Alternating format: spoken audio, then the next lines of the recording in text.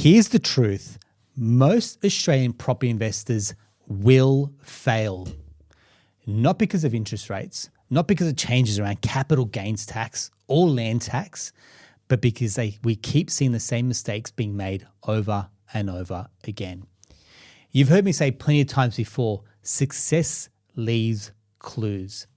Yet so many investors start out on their journey excited and then somehow fall off the wagon. So today, I'm going to give you the top 20 mistakes that I see property investors make every single day.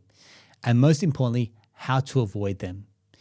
You miss one and it could cost you not hundreds of thousands of dollars, sometimes millions of dollars over your lifetime. So let's dive in and talk through the top 20 mistakes. And you want to stay till the very end as well. Mistake number one, thinking that you're buying a loan instead of buying a home. People obsess over cashback offers, rates, loan features and functionality, but no one ever got rich of buying a loan. It's the property that builds your wealth. Tom Panos says it best, you date the rate and you marry the home. Think about it. You can chop and change the loan at any given time, but what you can't change, the location, the type of block, is it flat, is it north facing? So I want to challenge you, if you've been conditioned to think that you're buying a loan, understand you're buying the asset, which is the investment property. I've seen so many clients who have chased the cheapest rates, online lenders, cheap products, for example, simply to go and buy the wrong property, and they come back 5 years later and no growth on the asset, set them so far backwards as well. I guarantee you ask any property investor, what was the rate that they paid on their first investment properties? And they couldn't even tell you that. It makes it irrelevant. Buy the right asset, not the lowest rate. Mistake number two, Henry's not buying or not investing despite having big incomes. So Henry stands for high earner, not yet rich. I'm talking people $200,000, $300,000, $400,000, $600,000, but with nothing to show for it. It's a tragedy. Lifestyle creep kicks in. I see the car leases, I see the expensive watches, I see the holidays, for example, and it's cool. You're working hard for your money. But let me ask you, is your money working hard for you? If something was to happen to your job, would you be able to replace your income or start in a new job at that same level and still have the confidence to go and invest in properties? What I find is once they come out of the market, the scar tissue sets in and they cannot or they will not get back into the property market, and it's a tragedy. So use your income to leverage and build income producing assets instead of trading your time for money. Right, we're on to mistake number three, poor expectations of your team. Investors expect their brokers, their accountants, their buyer's agents to suddenly magically just go and build their property portfolio, giving them loose briefs, scraps of information, or worst case, they accept bad or subpar strategic advice or lack of support. I've said this before, you will only rise to the standard of your team. And the amount of times that I've seen property investors that have just gone and taken bad advice, made bad decisions, and try to think they're going to build a successful portfolio, you've got to understand that that is not the blueprint to follow. So many times you can look at your team going, have they done that? Do they have the experience and do they have the expertise to get me to where I want to? And if the answers are no, then what are you doing with that team around you? You cannot build a high-performing portfolio without having a high-performing team. I'm going to say this to you. I don't care if your broker is a nice person or a family friend. Unless they've got the ability to scale your portfolio, they are not the right broker for you. The same would go for anyone else, the accountant, buyer's agent, financial planner. If you want excellence in your portfolio, expect excellence from the team and yourself as well. Mistake number 4, buying blind. I'm not saying you have to go and see the investment property you're buying. I'm saying people have a blind strategy. I'm just going to go and buy an investment property is not a strategy. Understanding How do you want to build your portfolio? Are you looking for a growth asset? Are you looking for a cash flow property, for example? Can you do some work on the property? What are you looking to do here? And throwing out a 150K net passive target isn't a strategy. It's something you're aspiring to achieve. How do we then work backwards? How do we structure your portfolio? And when I've worked with great investors that have a well-articulated strategy, and maybe let's start with the first 2 or 3, and then we can reassess and move on to the next phase of investing. That to me is when we start to build some really strong foundations around a good quality, high-performing property portfolio. Define your end game. Is it passive income? Is it financial freedom? Is it a legacy for your family, retirement? Then buy assets that support that plan. And if you don't know, just be honest with your team and say, look, I just want to get started, and we can start to reassess once we've got some traction as well. Mistake number 5, chasing shiny objects. We're seeing it. One year it's crypto, the next it's Airbnbs, then the next it's commercial property, for example. I've been a mortgage broker with over 10 years of experience, and I think one of the things I've seen over that 10-year period is the patterns around people chasing shiny objects. Going by into crypto ETFs, for example, has taken investors so far off their path when they had the ability to go and build a high-quality property portfolio. There's a great saying, diversification is diversification. So really think, is this what I'm doing is bringing me closer to my goal, or is this going to take me away from where I need to be as well? We've all seen the horror stories around mining towns, and now people know to avoid them. All we're trying to say here is stay the course. Wealth comes from compounding, not chopping and changing strategies. Stay the course is my message here for you. Rightio, moving on to mistake number 6. You're not willing to make sacrifices. I have spoken to people that said, I just don't want to compromise my lifestyle to build out a portfolio. Or I want the new car. I want the overseas holidays. I have a lifestyle, kids in private schools, for example. I've got no qualms with that. All we're trying to say is $1 that's spent on lifestyle is $1 that's not compounding and investing for you. So be very clear. I'm not trying to say be a penny pincher. But when you have car leases, car loans that are taking away from your borrowing capacity, do not tell me that you cannot afford to buy an investment property, because the ability to invest is right there. We've just got to change your priorities as well. And this comes with playing the long game. So here, delaying gratification for today for financial freedom tomorrow is crucial.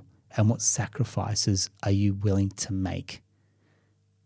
I'll leave that there for you to think about. Mistake number 7 is playing too small or too safe. Buying one property and thinking that you're going to achieve financial freedom is not going to get you closer there. And I've met so many investors who had the potential and the ability to build a portfolio, and they just didn't pull the trigger. Think about where property prices were 15 years ago to where they are now. And if you had the ability to buy 15 years ago, the only thing that I hear is, I wish I bought more. So for here, the message is, can you play a bigger game? Because growth happens outside your comfort zone. And what will you do today that your future self will thank you for as well? Mistake number 8 is not investing in you. You are your greatest asset. The income that you earn is the fuel for your portfolio. If you don't grow your skills, if you don't level up, if you don't talent stack, for example, your income will stagnate. And I know there's so many people that would happily spend $10,000 on a holiday or a car, but won't spend $2,000 on a personal development course or a professional development course that could boost their earning power by $20,000, $50,000, $100,000 a year. I'm telling you, the best asset that you can invest in isn't property or shares. It's you. You earn more, you can go and borrow more, you can go and invest more. So investing in personal and professional development can compound in parallel to your property journey as well. I think it's really important to take out on this one as well. Mistake number 9, thinking it's risky to use equity in your home. It's one that I just cannot understand, and I will challenge anyone to say using equity in your home is risky. It's not. It may be if you go and cross-securitize your properties, and the amount of times that I've seen lazy bankers or lazy brokers cross-securitize properties, if that happens, run. Don't walk, run, leave whoever is giving you advice. It's bad advice. When home equity in your home is released to go and buy an investment property, the only risk is around your income, your health, or the actual property performance as well. But when you buy smart, when you're insured as well, and when you do your due diligence, I'm going to reassure you to say there is little risk around using equity in your home, and don't use cash. And we'll come back to that later as one of the other points that I see. And if you hear the horror stories around equity being used in someone's home, it probably was because the property was cross-securitized. So use equity as a springboard. That is how portfolios are scaled, and how much lazy equity potentially are you sitting on that is untapped in your home. Cool. Moving on to mistake number 10. Feeding off the back of this last point is believing that you've got to pay your mortgage off first, your home loan, before you go and invest. So waiting until you pay off your home loan means that you could be wasting years, maybe even decades of being in the investment property market. Again, something that I can't understand why someone's just so focused on paying down their loan that that's the exclusive strategy, that you can't do something while you pay down your mortgage. So imagine you've been paying off your mortgage for 10, 12, 15 years, and you've been out of the market, then suddenly you decide to get back in nearly a decade later, and just think about how much compounding you have missed out on. Again, let's unpack why you think this is a risk, that you only have to pay your mortgage off instead of investing and paying your mortgage off. So do both. Structure your debt smartly, that you can actively or rapidly repay your home loan and still invest and buy investment properties. And another part that I want to get to next is mistake number 11, which is no financial alignment with their partner. I have seen more wealth destroyed by couples not being on the same page than bad investment decisions. One partner wants growth, the other partner fears debt. The result of that is paralysis, stuck. You cannot build a house with two different blueprints. You cannot. But the same way, you cannot build a financial future with two different game plans. If you don't have alignment with your partner, what can you do to get alignment, get a shared vision, get a shared strategy, shared sacrifices that go into here's the type of life that we want to build for ourselves, our future, our kids, and our retirement as well. Mistake number 12, clinging to debt, bad debt. We're talking credit cards, we're talking car loans, personal loans. These are the wealth killers, and I've said it so many times in previous episodes. I've seen people pay $1,500 on car loans, telling me that they can't afford to buy investment properties. Meanwhile, they're happy to spend their money on a depreciating liability instead of an income-producing asset. Credit cards murder your borrowing capacity. A $10,000 credit card will lower your borrowing capacity by about $50,000.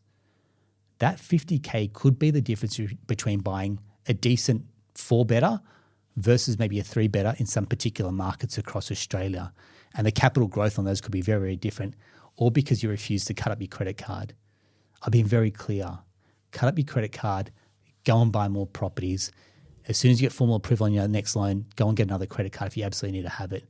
But I'm saying get rid of car loans, get rid of personal loans, then funnel that cash flow into assets that actually pay you as opposed to you paying interest on something that won't be worth what it is in a few years' time.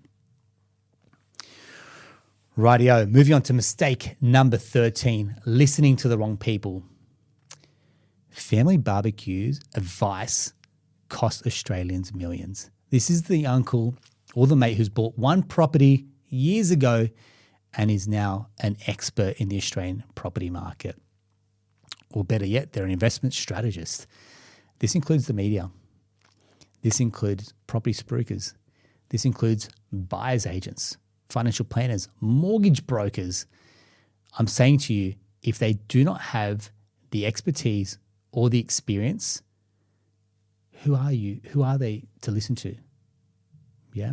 So I'm going to say, if your broker does not have a structure, a high-performing property portfolio, and they haven't done it, or they don't know about trusts or SMSFs, are they the right broker for you? I've got a rule in my household: no pay, no say. So if you're not paying my mortgages, you don't get a say in what I choose to do. And if that gives you some clarity around shutting out the noise, then take my bit of advice: no pay, no say. If I'm not paying you to be part of my team, then I don't take unsolicited opinions that will not build wealth for what I'm trying to achieve as well. So only take advice from people with runs on the board and the ones that have the experience and the expertise to move you to where you need to be with your property portfolio and your ambitions. And like I said, you want a high-performing team around you. Do not compromise on that. Moving on, we're up to mistake number 14. So this is investing for the ego. This is a flex. I'm trying to say to people, this is how many properties I've bought, or this is trying to say, this is how much debt I've got, or it's for Instagram.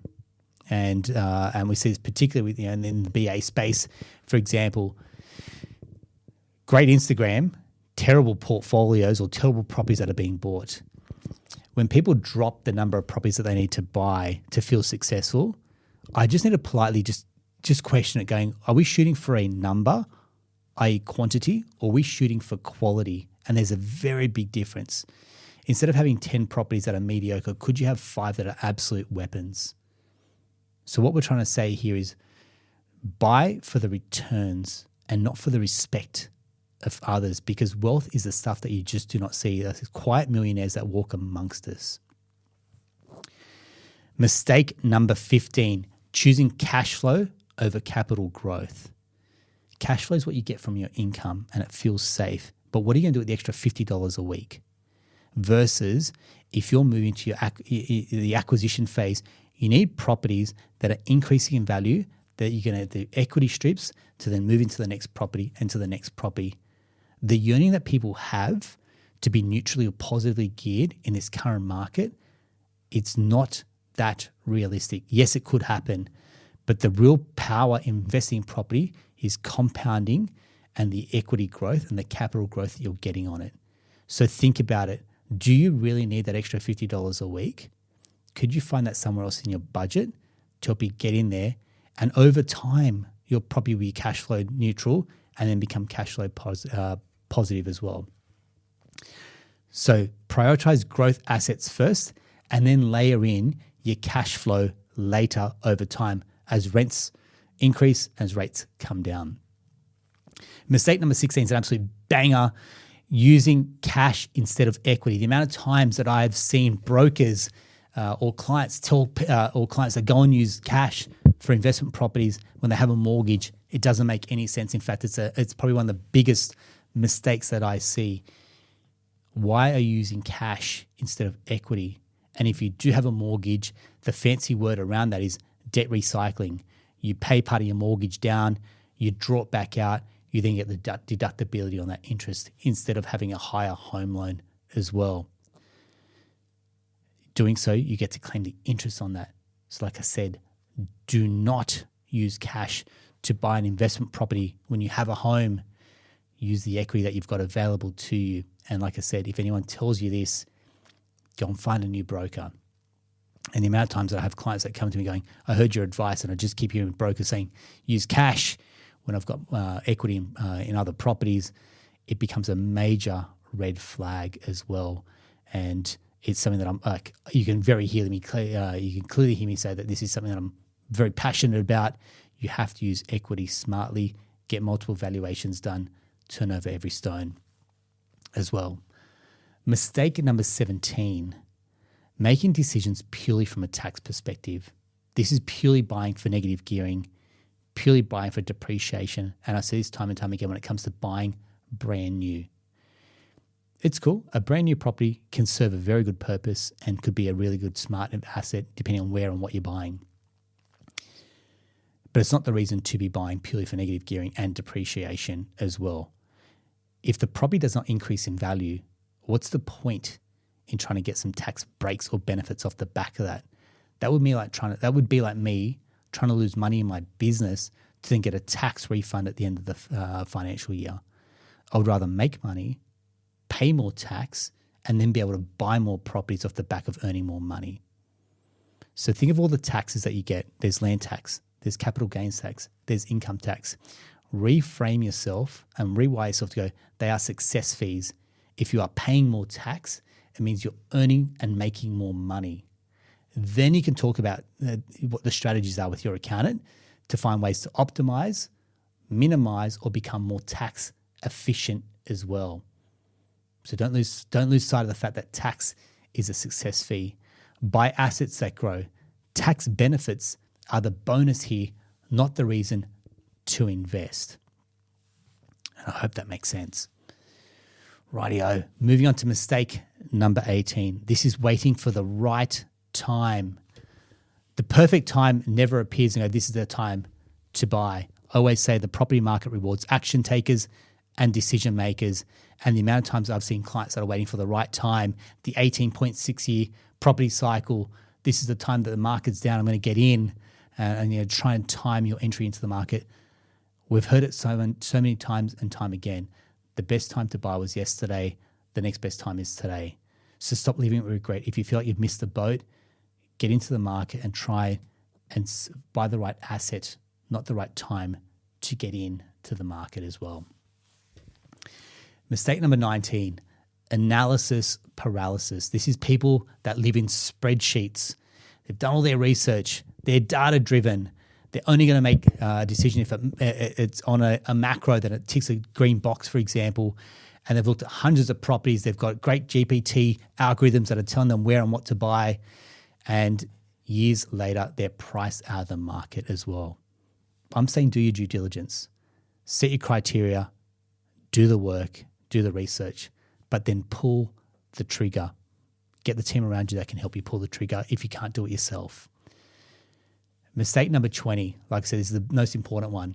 Not buying more when you had the chance to. This is the one that hurts investors the most. Investors that have had the ability to buy into markets 10 years ago, 15 years ago, and now they look and the only thing they regret was not buying more when they had the chance. Where is your life going to be in 10, 15 years' time? And will you look back now going, I sweated the small stuff, which is I thought it was going to cost me too much. But time out of the market is probably what's going to cost you too much. And momentum truly builds wealth. So to me, I've wrapped up the top 20 points. I really hope that some have stuck with you. If any have resonated with you, you know what not to do. And when you flip it around and you go, these are the 20 things that I could be doing. I could be buying when I get the chance. I could be debt recycling. I could be leveling up my team. I could be investing in my personal development, professional development. You can see here it's a combination of mindset, the strategy, the execution, and the right team around you. But most importantly, it's avoiding common mistakes. And to me, if you found this helpful, you want to share it with a friend, you want to share it with a partner, you go, yeah, we may be guilty of this, but this doesn't mean that our investing journey is over. In fact, we're just getting started. And so many times I see investors that have been able to course correct, overcome some errors, and be able to then go, right, I'm never going to make that mistake again. And the next minute they've gone to the next level with their portfolio. Hopefully these 20 points could save you years of pain. It could save you hundreds of thousands of dollars in opportunity costs. But most important is building a mental cadence for you that this is going to keep you playing the long game and keep building wealth as well. Like I said, I really hope you've enjoyed this episode. Share it with a friend, and we'll see you next time. Thanks very much.